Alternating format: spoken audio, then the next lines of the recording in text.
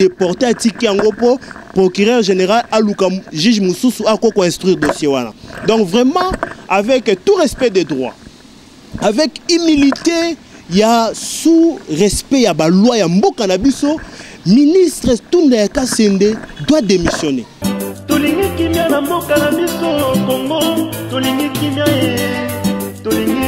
na mboka na biso Congo, toboyi bitumba, tolingi kimia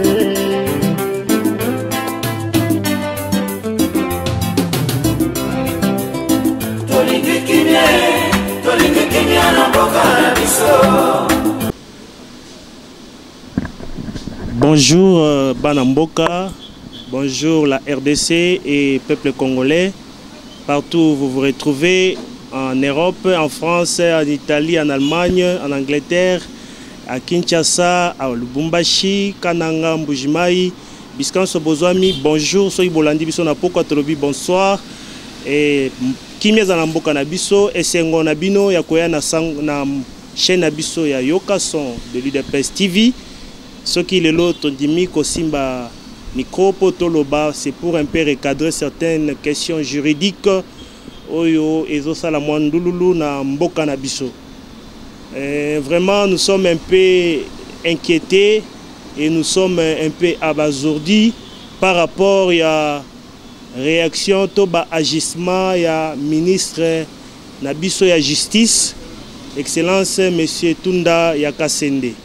Vraiment, tu éviter ce qui qu'est-ce qui il veut faire ou quelles sont ses intentions, et ça nous prête un peu à confusion. C'est ce que oyo makambo sali toba acte nae toba lettre oyo meki kotinda na pouvoir judiciaire et meki ko tcha tout le monde un peu en inquiétude.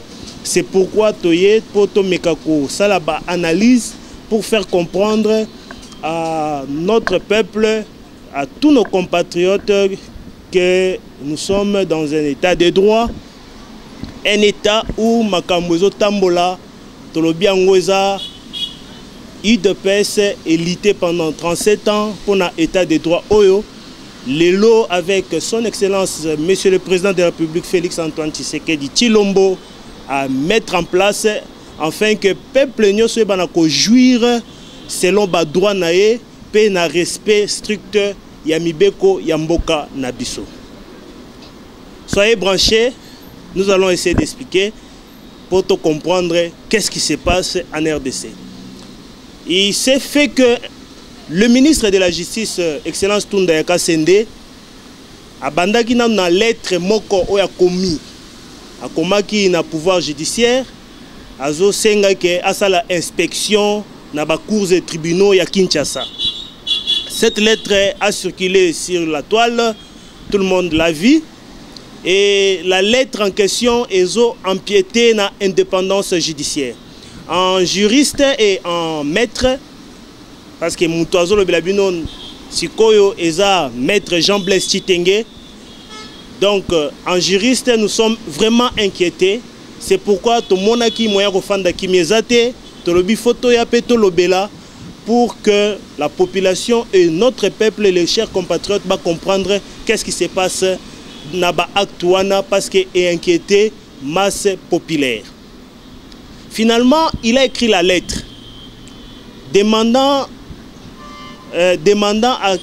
à faire une inspection dans la cour et tribunaux. Lettre wana tango komi ba recadrer na cour constitutionnelle, procureur général cour constitutionnelle a recadré a zongiseli lettre mususu a lobby azana pouvoir wanate ya kokende ko inspecter na ba cour et tribunaux aussi longtemps que pouvoir judiciaire eza pouvoir indépendante, eza pouvoir indépendant plutôt, eza justice eza indépendante na ba institution mususu. Lui en tant que ministre de la justice, il ne peut pas empiéter ou bien entrer à Bandako gérer justice Namboka Nabiso. Pourquoi? Parce que le corps de magistrats ou justice Namboka Nabiso est géré par un organe. Organe wana babengi yango Conseil supérieur de la magistrature. Le Conseil supérieur de la magistrature, yangonde et géraka, pe inspectaka, na ba action nyonso ba magistrat ba salaka. Étant donné que justice est indépendant prévu dans la constitution na biso, donc c'est ezalaki acte moko et bandé déjà ko des mauvais augures. Donc ezo lumba déjà Solomon Mabe. Qu'est-ce que les ministres a aller inspecter na ba cour et tribunaux ya Kinshasa. Donc et pendant période oyo état de droit na biso et komi kozwa nzela nango et komi ko vanda et que ba enquête est menée d'ici et là, le ministère public, bah, magistrat, balance qui bah, enquête par-ci par-là pour savoir ce qui s'est passé, surtout dans le cas, il y a programme, il y a 100 jours, il y a chef de l'État. Pendant qu'il y a certains dignitaires et certains mandataires, il y a Mboka Nabiso, Oyo basali ba bevir, pe ba détourner ba mbongo ya Mboka, mais il y a une lettre pour demander à ça l'enquête dans le palais de justice. Il y a un procureur, il y a un cour constitutionnelle, à mon avis, ils ont empiété dans la bonne marche, il y a administration, il y a justice, il y a Mboka Nabiso. C'est pourquoi nous, en juristes avertis, vous savez bien qu'il y a certaines actions par rapport à la constitution Nabiso, balongola ki magistrat ya parquet au babengi ministère public qui est sous autorité à ministère de justice na modification de la constitution et salamaki na 2011 le 20 janvier. Donc tant que ba modifier la constitution qui ministère public sous autorité ya ministère de justice. Cela ne voulait pas dire que ministère public a comment enquêter toko sala ba action judiciaire na ye sur base ya ministre de la justice. C'est là ezalika na cadre que pour que l'État aille ba comment ba effectif ya ba magistrat zo salama comment est-ce que fonctionnement na bango zo kende mais en soi magistrat ya parquet au ba bengi ministère public azali réglementé na loi, il y a un magistrat. Il y a une loi qui gère le magistrat. C'est cette loi-là qui organise le fonctionnement judiciaire Nambo Kanabiso pour tous les magistrats. Mais dans la loi OCJ, il y a eu un article qui va permettre na ministre de la justice à cocoper sa injonction. Ce qui a moni action moko ya mabeto détournement moko salami ou ils ont porté atteinte na mboka à cocoper sa injonction na ministère public à l'andela dossier tel top songolo pakala. Mais cela ne signifie pas que le ministre de la justice a coquille ko empêcher ministère public à continuer action na yeto enquête na ye aussi longtemps que enquête préjudictionnelle à ministère public ce qui est il faut amener dossier soit devant le juge soit à arrêter dossier pour alors il n'y a pas opportunité parce que les juges du parquet au ministère public a deux options. Option na liboso il faut opportunité de poursuite là puis il faut indice sérieux et culpabilité pour instruire dossier soit à charge soit à décharge pour na mutoyo aza en conflit avec la loi. Mais ministre Nabiso malheureusement et la justice Tundayaka Sende ne s'est pas arrêté là. Qu'est-ce que nous avons constaté? Il est allé outre encore à quelque sa injonction et pas ba magistrat pour arrêter cours normal il y a instruction à bango pendant que batindelaki mandat d'amener et pas un dignitaire ya mboka obino soboebi monsieur Patient Saïba directeur ya OGFREM a tindis ko lettre de manière officielle que ba kende ko arrêter mandat wana ba retirer yango vraiment et biso en tant que juriste averti ça nous a vraiment écœuré et nous nous sommes dit mais finalement qu'est-ce qui va arriver dans ces pays? Les ministres donnent l'injonction pour qu'on arrête une action judiciaire ou une poursuite. Vraiment, c'est très grave parce que on a des compétences exclusives. Il y a un ministère public, Yende, Babenge, organe de la loi, il est le seul et l'unique à juger de l'opportunité. Il y a action à y il y a juger, il y a indice, il y a culpabilité, il y a inculpé, il y a monique, a yibimbongo, to a détourné, to a bomi, to a sali infraction selon Mibeko Yamboka Nabiso. Vraiment, devant cette situation, nous sommes écœurés. C'est pourquoi en personne normale, Nabamboko est sérieux. À ce moment-là, un ministre pareil a posé acte à Boé, il n'a qu'à démissionner. Vraiment, Excellence, Monsieur le ministre de la Justice, nous vous demandons, en tout respect de la loi, parce que les actes opposés, ils ont entravé bonne marche à indépendance et à justice. Il faut démissionner. Donc ta démission est imminente. Ce qu'on a démissionné de mon côté, nous demandons au Premier ministre de demander au ministre de la Justice de démissionner. Franchement, ça blesse la justice. Parce que il y a même des juges qui ont été déportés. Donc vraiment, situation Oyo et Salibiso, pas si macasse. Les juges se déportés. Il y a des juges qui se déportés devant le dossier. Aussi longtemps que la procédure normale, il y a droit. Ou que juge le dossier tout fait. Moi, juge à se déporter pour procureur général à juge Moussous à instruire le dossier. Donc vraiment, avec tout respect des droits, avec humilité, il y a sous respect, il y a la loi, il y a Mbokanabiso, ministre Tundayaka Sende doit démissionner. Il doit démissionner.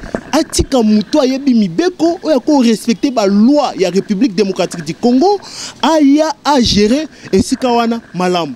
Parce que vraiment, ce qui, mon ministre, vraiment a commis déjà quoi entraver bonne marche, il y a état des droits au Bisotongi Totia. Franchement, je vous assure, et cause à la dérapage pour et zola qui s'est tendance et sentiment et zanakati à gestion ya mboka na biso à travers ministère ya justice. Toleki na dossier Moussoussou, le président de la République avait signé une ordonnance créant l'agence de lutte contre la corruption en RDC. Toyoki ba Moussoussou ba telemi pour baloba que le président a violé la constitution ou le président a kendaki outre. Il a violé l'article 19, il a violé l'article 149, l'article 150. Non, franchement, il faut... et ça, bon, au moni, problème, il y a droit et zanine. En droit, c'est comme 1 plus 1 égale 2. Donc, ce n'est pas discutable. En droit, on va penser à ma commission, on a dossier, non, et c'est baraté. On a droit à la rabon. Il y a un expliquer bino. Cette agence a été créée, c'est pour veiller à regarder de l'œil pour dénoncer. C'est-à-dire, n'a pas prérogative, il y a ministère public. Ministère public, il peut se saisir d'un dossier d'office au Yemokwa Moni infraction salami, ou bien à quoi saisir dossier à travers dénonciation. L'aspect de dénonciation est lié à l'aspect wana autolobi, président de la République a créé agence wana. Donc agence c'est ça agence ezo qui dépend à détecter ba acte ou eza infractionnel pour dénoncer yango. Ezate que comme un ministère public pour banda ko juger batou to ezo placer ya ba juge. Pour ba balobi que a violé article 19. Article 19 au balobi bakoko soustraire mutute na juge naturel naé. Non, l'agence de lutte contre la corruption ezo comme un tribunal té, eza tribunal té. Eza agence ko juger batute. Eza agence ezo détecter ba acte ya corruption. Balobi bien il y a lutte contre la corruption. Donc ba acte corrupteur. Président de la République en tant que pouvoir exécutif. Yende Azali, gestionnaire Yamboka. En tant que président de la République, il a nommé Premier ministre, a nommé ministre. Donc, Premier ministre, ministre, bangonde bazan na richesse. Mboka na biso na maboko pour le moment. Donc, na kati gestion wana. Tant que bazan na mbongo na biso, richesse na biso, président de la République a créé agence wana pour que tant que ministre bazo gérer, bazo gérer, mandataire bazo gérer, moko na moko a respecté mibeko a kende ko créer habiter détournement qui m'ont habité na gestion yamboka. C'est comme ça pour que aizala au courant. Le président a mis en place cette agence anti-corruption. Agence soit lutter contre la corruption et ça uniquement pour la détection des actes et des abus oyo eko salama parmi ba o bazo gérer mboka. Tant que bako détecter, bako tala, ba réunir moi ba moyen de prévenir ce qui est possible pour faciliter la dénonciation. Et lorsqu'ils vont dénoncer auprès du juge, instructeur ou le ministère public ou l'organe de la loi, le procureur général de la Cour de cassation, c'est lui maintenant qui va étudier les dossiers parce que c'est lui l'auteur même de l'acquiseur, c'est le ministère public. Yenda kota là, s'il y a opportunité de poursuite ou s'il n'y a pas opportunité de poursuite.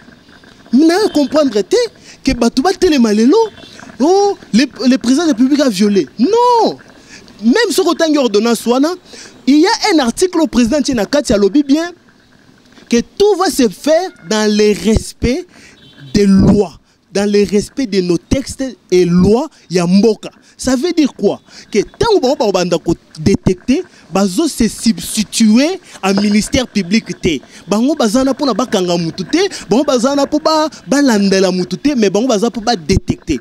Yango na article wana Torolobake eza violé article 19, article 144p et 149 plutôt eza pe violé parce que jusque là la justice reste indépendante. On n'a pas violé l'indépendance de la justice en créant cette agence aussi longtemps que cette agence ne se substitue pas en ministère public ou en tribunal. Donc il faut peuple bon à la calme. Le président de la République a travaillé avec sagesse, intelligence et il est celui qui garantit la sécurité de notre constitution. Le président de la République, il est même le garant de cette constitution. Il a prêté serment pour dire qu'il va respecter la constitution de notre pays. Donc, à l'aise, à la agité, vous verrez que l'agence Swana est fonctionné justement pour l'intérêt du peuple d'abord, parce que nous prenons le peuple d'abord et l'état de droit Nambo Cannabiso. Même ceux qui ont dit que va violer article 149, il y a constitution. Va violer article 150, il y a constitution. Nous disons cette agence n'a violé aucun article de la constitution. L'article est violé parce que l'article est évoqué et ça article est attribué na pouvoir judiciaire. Article 149 lobby, le pouvoir judiciaire est indépendant. Agence est commis pouvoir judiciaire. Agence de lutte contre la corruption, ils ont pour détecter. Si vous pour comprendre commis bien ordonnance, il va détecter acte sur la corruption. Ce qu'a détecté, il faut soumettre na procureur général au pouvoir judiciaire, à ce moment il faut juger opportunité de poursuite. Article même 150. Balobi bien que les juges ne sont que soumis à l'autorité de la loi. Donc, juge Koutou, à cause de l'influencer PT, parce que même sous Balobi, le rôle a créé une présidence, à cause de l'influencer, influencer les magistrats pour un dossier non. Si le procureur général y a Matete, il y a parquet, il y a cour d'appel, près la cour d'appel de Matete, à Bangi Kokanga, directeur de cabinet, il y a chef de l'État, soyez-en sûrs que agent Swana peut influencer magistrat mon côté pour obliger à instruire dossier en bonne et due forme et en toute indépendance. Si je me suis monté au créneau, c'est parce que c'est parmi mes TFC dans salle G3. À l'époque, j'ai parlé sur l'indépendance du pouvoir judiciaire en droit positif congolais. Cette histoire, vraiment, ça nous éclairait depuis longtemps. Yango Moni Lelo, en tant que maître avocat, pour montrer que notre président de la République a passé état de droit en marche, les magistrats sont commis libre dans l'action na bango et puis Moussala et Zosalama binomoko boyoki lelo kutozoloba Matata Ponyo Tshibala monsieur Tshibala ex premier ministre na Sami Badibanga il faut pas kende ko samba. C'est pour dire que justice est commis indépendante na mboka na biso. Donc on appelle aspect mususu otomoni Sénat na biso na Assemblée nationale respecter constitution té. Ordonnance ya chef de l'État et comment maki et l'obama qui clair que Assemblée nationale na Sénat ko siéger pour autoriser prorogation. autoriser au président de la République à proroger. Mais bango selon constitution, la vision de la constitution, ce que ba clair dans l'article 144. Balobi Assemblée nationale, na Sénat, bako à la demande du président de la République, bako tala soki, hein, on peut prolonger état d'urgence, to bako loba oui ou non, to président prorogé, to prorogé. Mais qu'est-ce qui s'est passé dans l'Assemblée nationale nationale? L'Assemblée nationale a quelque décision, nous autorisons la prorogation. Non, c'est une erreur constitutionnelle. Ce n'est pas l'autorisation de Ezali Kondima que le président de la République a prorogé l'état d'urgence. C'est ça l'esprit et la lettre du constituant. C'est que Bino Bondima autoriser le président de la République à proroger l'état d'urgence. Et ça c'est que Bino proroger l'état d'urgence, mais autoriser le président de la République à proroger l'état d'urgence. Mais bango baki ko voter que biso to proroger l'état d'urgence. C'est une erreur constitutionnelle. Franchement, il faut bazonga nanzela selon l'article 144 de la Constitution. Il faut bazonga nanzela. Bon, je vais dire M. Salami, comme M. Salami, c'est la Cour constitutionnelle qui est yende ajijaraba acte. Il y a Sénat dans l'Assemblée nationale, il y a président de la République, yende a juger conforme ou non conforme à la Constitution. Mais nous disons en juriste averti que c'est anticonstitutionnel. Acte Obamba Sali est anticonstitutionnel. Et ça a frappé d'inconstitutionnalité parce que Baké a décidé prorogation au lieu d'autoriser que le président a prorogé. C'est une nuance juridique pour que comprendre ce qui se passe parce que Mikolo état de droit marche, il faut que les juristes pour que Makambu etambola malam. Et je vais rentrer dans Makambu agence pour dire et créer sous la polémique que le président qui est nommé un Camerounais, M. Akere Mouni. Donc, vraiment, finalement, ce pays a des problèmes. Il y a une agence à changement de mentalité. Nous allons dire ceci. Monsieur Aker, Oyo, il n'est pas encore nommé dans l'agence comme coordonnateur. Cette agence aura un chef qui sera le coordonnateur. Mais jusque-là, il n'y a pas une ordonnance au président à nommer coordonnateur.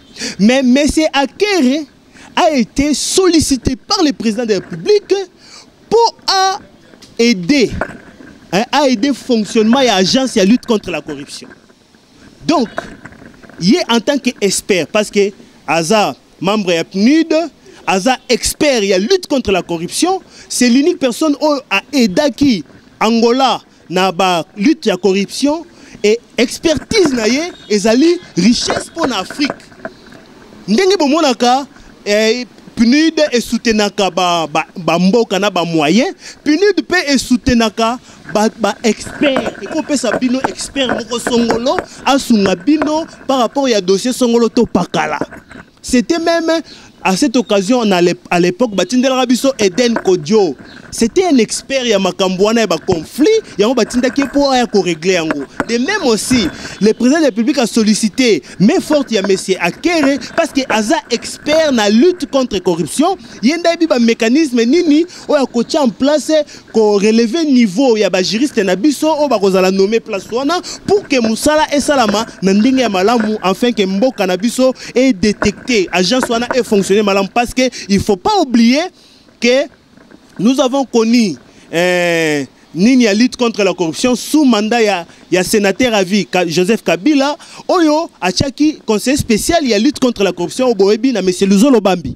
Mais à ça là l'autre côté, à Boutira peine à rien. Tokaka dénonçant mais à ça là peine l'autre côté. Pourquoi? Parce que on a manqué l'expertise. Expertise nous qui pour koyeba comment faire pour fonctionner. Mais maintenant avec cette agence, t'as la génie à président de la République à qui solliciter Mouto Ayebi. C'est comme l'ancien président John Kennedy disait, si vous voulez marcher fort, si vous voulez être fort, marchez avec les intelligences. Alors vous serez fort. Donc les hommes forts marchent avec des forts. Donc le président de la République a sollicité matière pour que éradiquer la corruption dans le cannabis. Voilà pourquoi le président de la République a sollicité cette main forte. Polémique, je pense que et si maintenant pour comprendre bisonyoso makambu ezoleka na mboka na biso à travers justice et droit ya RDC. Balobaki bamsou balobi bazo solliciter liberté ya monsieur Vital Kamerhe, directeur de cabinet azobela patati patata. Bon, nous allons dire ceci. C'est au médecin, la vie de médecin, de Koko Pesa et Koko pousser ministère public à commettre soit sous instance médicale. Ce qui avis médical est clair que non, il est gravement malade.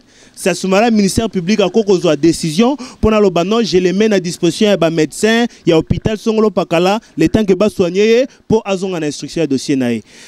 Mais ce que ça franchement, vous verrez qu'il sera toujours là. Et je vous assure, Balobi, le ministère public a déjà fixé les dossiers chez les juges.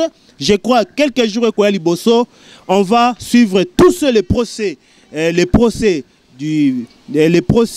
portant ministère public contre Vital Kamerhe. Donc, public, bon, à l'après, d'ici là, la situation sera au clair et Tokoeba qui est coupable dans ces dossiers. Du reste, je dirais, l'état des droits est en marche. Soyez connectés sur Yokason. C'était Maître Jean-Blaise Chitenge, Nazali coordonnateur de Yokason TV. Nasepela qui n'a pas sapé à vie et tant que juriste pour faire comprendre à l'opinion publique, à nos compatriotes, que Mboka Nabiso, Ezotambola Malamu et Tosengi démission, il y a ministre de la Justice a démissionné parce que acte a posé empiéter na liberté et na indépendance, il y a justice Nabiso. Donc, ils ont déjà mauvais départ. Ce qui tolobito tikaye na itawana et kozala malamu te pona mboka Nabiso. Premier ministre, zoa acte pouvoir na yo, Yebisaye a démissionné simplement. Comme ça, nous allons chercher un autre ministre de la justice ko respecter mibeko ya mboka Nabiso. Tokomi na suka mbote biska bozami na pesi mbote na madame Nangai, madame Anne-Marie Misenga, maman Tumbakato, ma fille, mon fils Providi Chitenge, biska bozali bambote bele, mbote na ba combattant nyoso o bozana poto, bozana Congo, tomona nimbala sima, ce qui matière juridique mususu ezali, tokoya pona ko éclairer enfin que opinion et ba comment est-ce que les droits, état des droits eza en marche en RDC. On se voit à la prochaine. Merci à Taylor Mulumba. Derrière la caméra, j'ai vu Piskas ou Asimba Kibilili. Tous les journalistes de Yokason TV, Yemoko le président Yokason, Biskazali, Bambote, Ebele, Tolobi, Moussa Lezo continuer, son il faut et Yokana, Tina, Ion, Balobi, donc tous les 4 coins Yamboka, tous les 4 coins du monde, il faut ba Yokason. Tolobi, on se voit à la prochaine et bye bye. Tolingi kimia na mboka na biso Congo, tolingi kimia tolingi kimia na mboka na biso Congo, toboyi bitumba, tolingi kimia